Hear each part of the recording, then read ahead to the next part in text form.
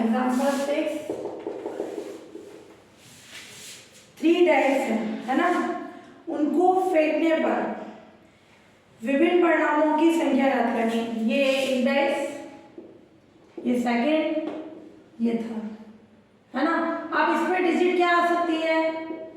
1 2 3 4 5 6।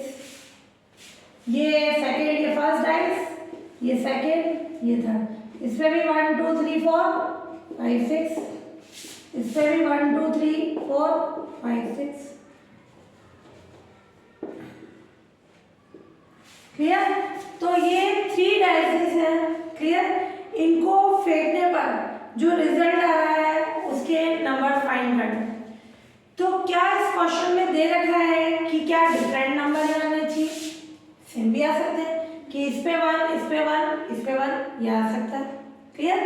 तो 3 डाइसेस में से अपन एक डाइस में देखें कितने नंबर होते हैं, 1 2 3 4 5 6। अब इन पे कितनी डिजिट हो गई? 3 डिजिट। कि मान लो इधर 2 हो गया, इधर 3 हो गया, इधर 4, तो 1 2 3 4 5 6 डिजिट में से कितने डिजिट यहाँ आनी चाहिए? 3। क्लियर? तो उसके अकॉर्डिंग अपन क्या कंडीशन लिखेंगे? तो 3 एक डाइस पर नंबर क्या होते हैं? 1 2 3 4 5 6। क्लियर? तो 6 में से क्या करना है? 3 डिजिट। 6 में से 1 2 3 4 5 6 है। 6 डिजिट में से 3 डिजिट्स को सेलेक्ट करना है।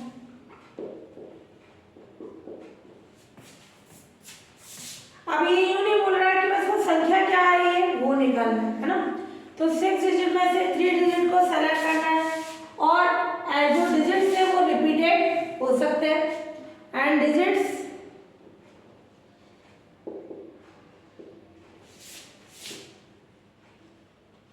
रिपीटेड हो सकती है। तो टोटल नंबर क्या हो जाएंगे?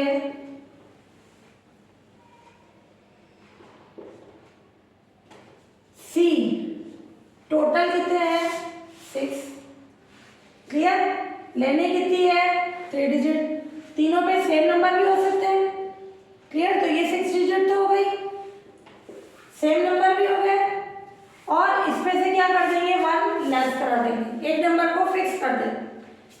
6 डिजिट्स तो ये हो गई, रिपीटेड भी हो सकती है, 3 रिपीटेड की कंडीशन और 1 एक लेस करा दे। अब इनमें से लेना कितने को है? 3 को। टोटल तो थी 6 डिजिट, उसमें 3 रिपीटेड की कंडीशन हो गई। क्लियर? और ये कंडीशन क्या हो जाएगी? एक फिक्स करने पर यानी 1 लेस करा देते हैं। अब इन डिजिट्स में से भी कितने का सिलेक्शन करना है? 3 का। तो ये आ जाएगी कंडीशन 8, ये सी बार लिखो 3, यानी फैक्टोरियल 8 माइनस 3 फैक्टोरियल 3, ये 8 7 6 फैक्टोरियल 5।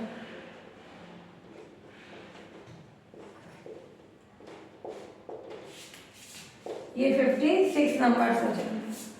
क्लियर? तो यहाँ अपन परम्यूटेशन नहीं ले रहे हैं क्योंकि तीनों में सेम कंडीशन है। क्लियर? तो ये तीनों को लेके अपने को क्या बनाना है? डिजिट्स को सेलेक्ट करना है। टोटल है 6 डिजिट, इसमें भी 6 है, इसमें भी 6 है, इसमें भी 6 है। 3 को सेलेक्ट करना है तो उसके लिए और नंबर रिपीट भी हो सकते हैं। तो ये 6 रिपीट होने वाले नंबर भी होंगे और माइनस एक कम कर दें और उनमें से सेलेक्ट करेंगे 3 को।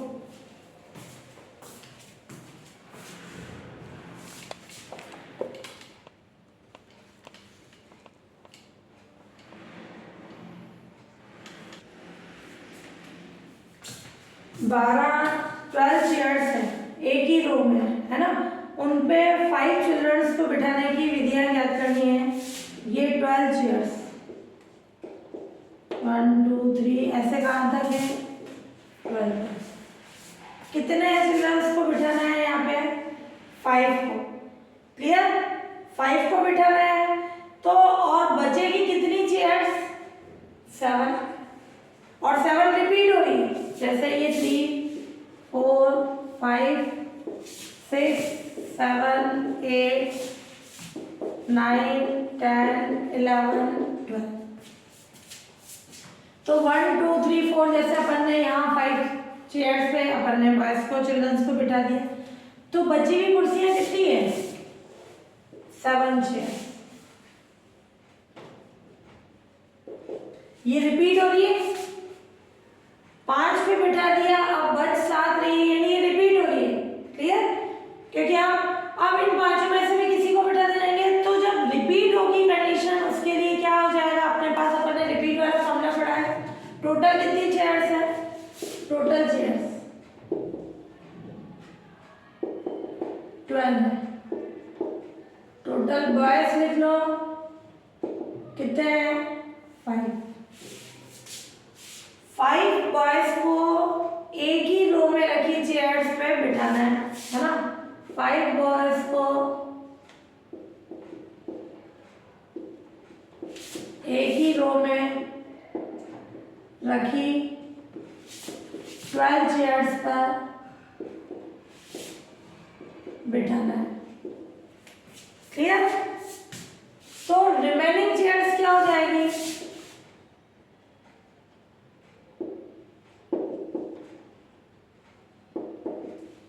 12 - 5 यानी 7, और ये 7 चेयर्स रिपीटेड है। क्लियर? तो क्या कंडीशन हो जाएगी? 7 जो खाली चेयर्स हैं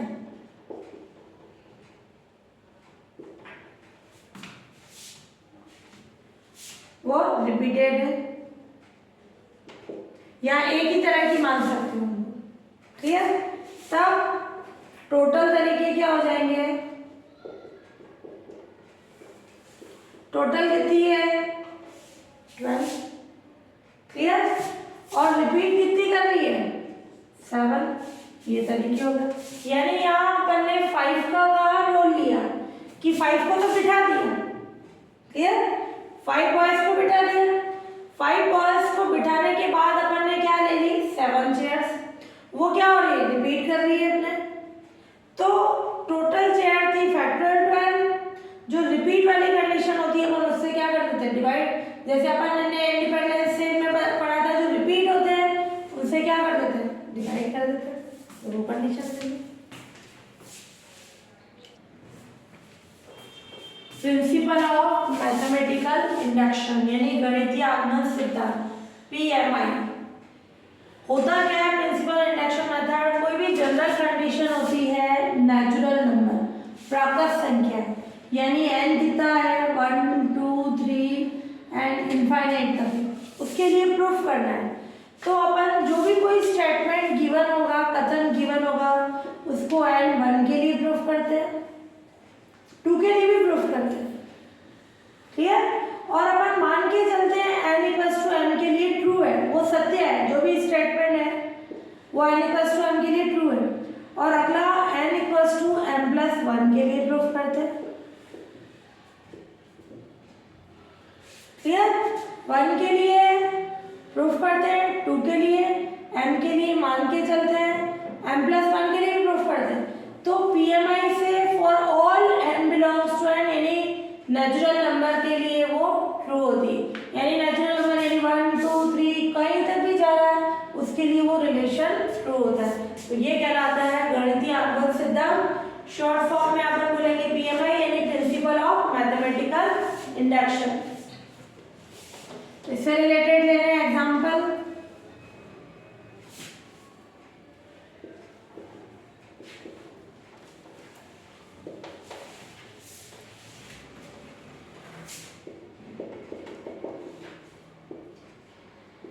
Pn है 1 + 2 + 3 एंड सो ऑन।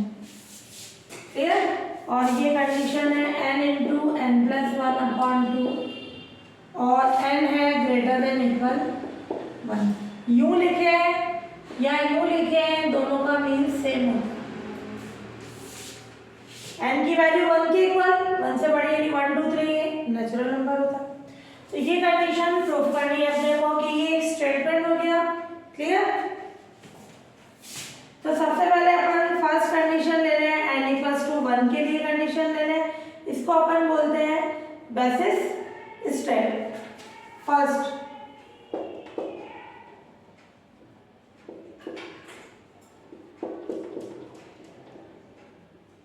कहीं पे 2 के लिए प्रूफ करता है तो करो तो भी राइट है, नहीं तो 1 के लिए। 4n इक्वल्स टू 1 के लिए, है ना? ये हो जाएगा बेसिस यानी आधार सोपन।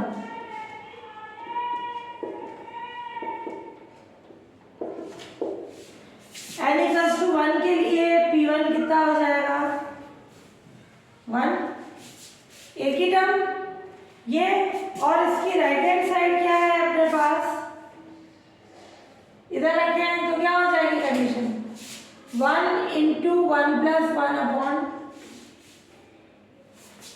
यूं बोल सकते हो n इक्वल्स टू 1 के लिए गिवन स्टेटमेंट से 1 आ गया, राइट हैंड साइड भी 1, दोनों का आपस में क्या आ गया? क्या ये इक्वल है? 1 इक्वल्स टू ये कितना आ गया? 1, विच is true.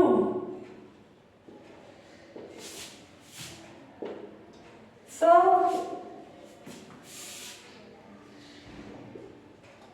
given Pn is true किसके लिए? 4n equals to 1। 2 के लिए प्रूफ करना चाहो तो भी राइट है, और नहीं तो m के लिए ले लो। ये कहलाएगा इंडक्शन स्टेप, है ना? 2 के लिए नहीं करके डायरेक्ट ले सकते हो इंडक्शन स्टेप।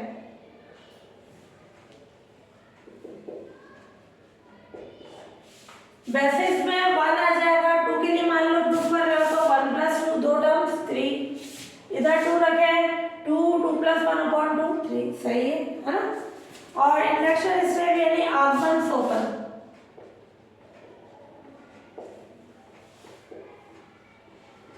अपन ने लेट कर लिया गिवन स्टेटमेंट किसके लिए ट्रू है, n इक्वल्स टू m लो, k लो, किसी के लिए भी ले सकते हो। Let equation first be true for n equals to m। क्लियर? तो ये n इक्वल्स टू m के लिए ट्रू है, तो ये क्या हो जाएगी condition? Pm 1 plus 2 plus m, m into m plus 1 upon 2। Clear? Pm की क्या कंडीशन होगी? 1 2 plus and so on m into m plus 1 upon 2 की फॉर्म में। तो यहाँ पे अपन क्या ले लें इसको? लेफ्ट हैंड से ये ट्रू है, और प्रूफ किसके लिए करेंगे? टू प्रूव, है ना? यानी वी शैल शो दैट, हम प्रूफ करेंगे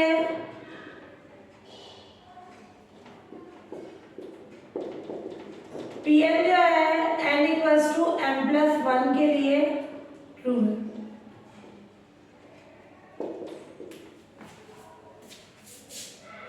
तो ये क्या होगा? यानी Pm प्लस 1 क्या होगा? 1 2 एंड सो ऑन m, ये m पदों का ही हो गया, है ना? m टर्म्स का सम।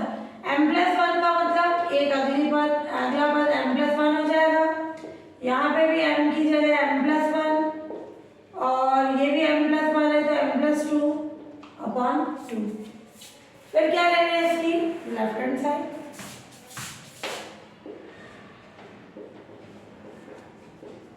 लेफ्ट हैंड साइड में हमेशा जो अपन ने m वाला प्रूफ किया उसका यूज किया जाता है।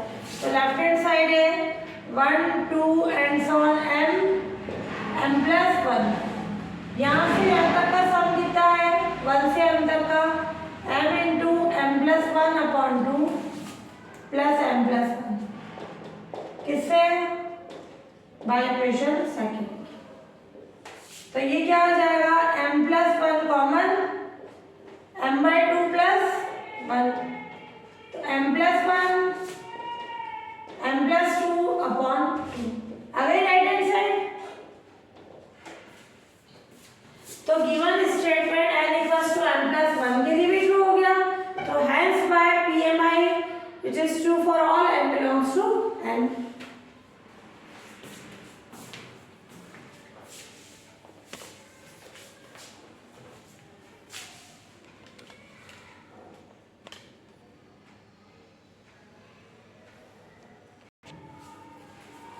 फिर तो ये आ गया left hand side right hand side के ऊपर। सो Pn इज ट्रू, यानी जो ये स्टेटमेंट है किसके लिए ट्रू हो गया? For n equals to m plus 1, hence by PMI Pn is true, या गिवन स्टेटमेंट भी बोल सकते हो, कथन जो दे रखा है Pn is true for all n belongs to n belongs to n लिखो या n greater than equal 1 लिखो, किसी भी फॉर्म में लिख सकते हो।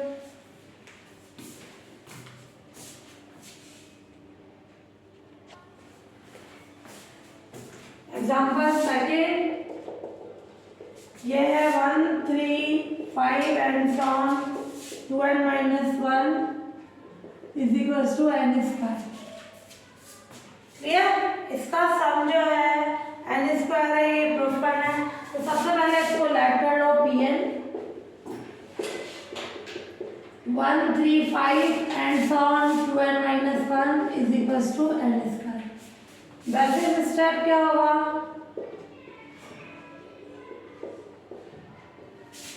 for n equals to 1 यानी P1, इसका left hand right hand side करके बताओ, डायरेक्ट बताओ।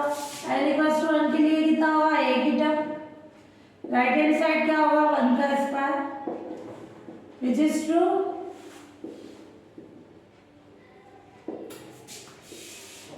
सो Pn is true for n equals to 1। फिर इंडक्शन स्टेप,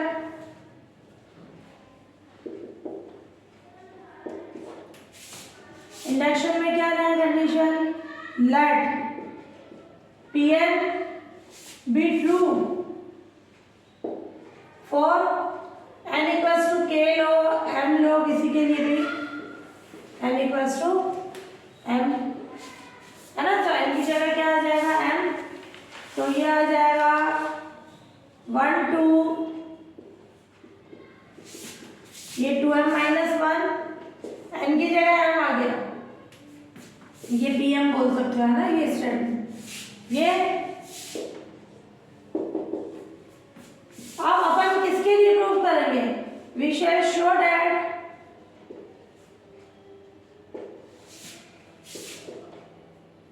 इक्वेशन फर्स्ट किसके लिए ट्रू है? Show that Pn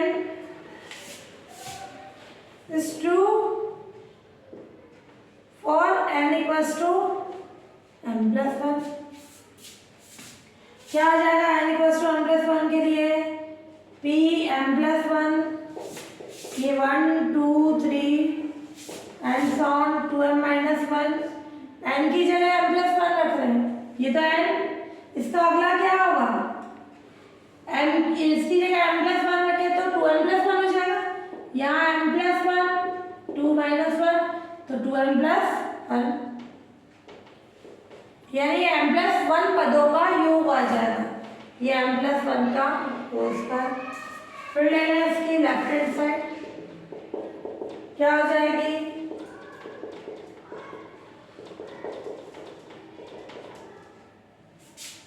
to M minus 1, ये प्लस 2m प्लस 1, ये कंडीशन। फिर हम अपन ले लें इसमें क्या कंडीशन ले? इन टर्म्स का सम है m square by equation second, यहाँ से यहाँ तक का सम है, ये हो गया m प्लस 1 का होल स्क्वायर, ये क्या आ रहा है? राइट हैंड साइड, ये प्रूफ करना sir. So Pn is true for n equals to m plus 1, तो hence by PMI, first is यहाँ hence by PMI Pn is true for all n belongs to N, है ना। गणितीय आपका सिद्धांत से ये कैरी थ्रू हो जाएगा।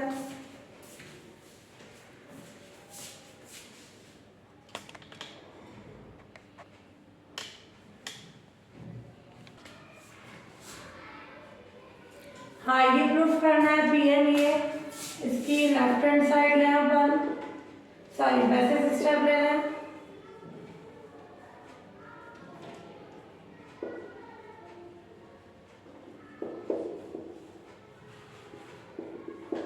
और n इक्वल्स टू 1 क्या हो जाएगा, n इक्वल्स टू 1 के लिए p1 यानी 1 स्क्वायर, इधर भी n की जगह 1 रखें यानी 1। Clear, this is true.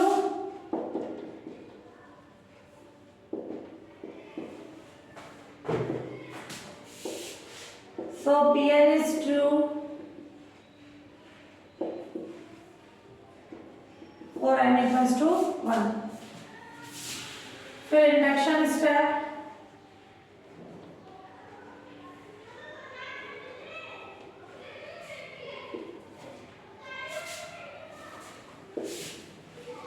क्या होगा इंडक्शन में, late Pn be true for n equals to m, ये n स्क्वायर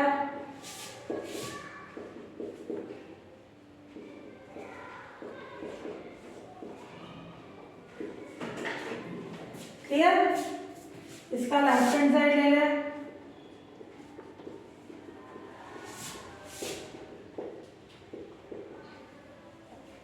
सॉरी अपन किसके लिए प्रूफ करेंगे, we shall show that Pn is true किसके लिए, for n equals to m plus 1। ये फर्स्ट दे दो, इसको सेकंड दे दो, यानी m plus 1 का मतलब m plus 1 टर्म्स का सम, ये m स्क्वायर एक और टर्म ले लिया अपन ने। यहाँ तो रखा जाता है लेफ्ट में n की जगह m plus 1 और यहाँ एक टर्म बढ़ा दी जाती है ना, m plus 1 टर्म्स का सम। यूँ नहीं इधर तुम बोलो ये टर्म आएगी m plus 1 का हो, और ये m plus 1 plus 1 और इधर रखेंगे m plus 1 तो 2m plus 3 अपॉन 6। इसकी लेफ्ट हैंड साइड ले लो, 1 square 2 square and so on m square m plus 1 का होता है। यहाँ से यहाँ तक का सम है अपने पास m into m plus 1 2m plus 1 upon 6, ये सम है अपना सेकंड से, और ये m plus 1 का होल स्क्वायर। इसको सॉल्व करोगे m plus 1 कॉमन निकाल लो और ये आ जाएगा m by 6 2m plus 1 एक m plus 1, तो इसको सॉल्व करोगे तो ये आ जाएगा m plus 1 और ये m plus 2 2m plus 3 upon 6 LCM लोगे, इनके फैक्टर्स कर लोगे तो ये आ जाएगा, मैंने डायरेक्ट लिख दिया, ये right hand side. So Pn is true किसके लिए, for n equals to m plus 1, hence by PMI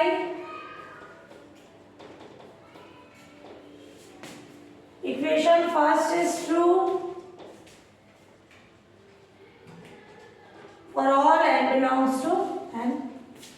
तो बेसिस में 1 के लिए प्रूफ करो, इंडक्शन स्टेट में n के लिए मान के चलो, या k के लिए अगले के लिए प्रूफ कर दो, तो वो गणितीय